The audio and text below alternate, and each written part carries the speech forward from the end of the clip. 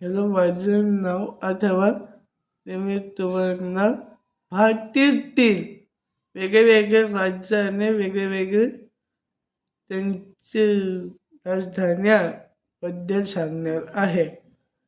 तर आपली पहिली आहे महाराष्ट्र. आणि महाराष्ट्राची राजधानी आहे मुंबई.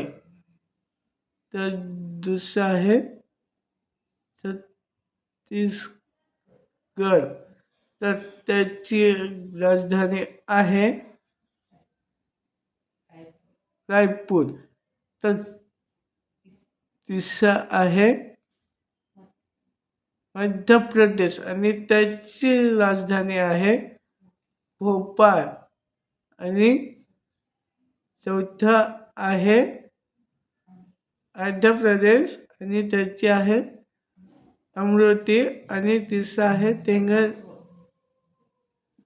पाचवं आहे तेलंगणा आणि त्याची राजधानी आहे हैदराबाद.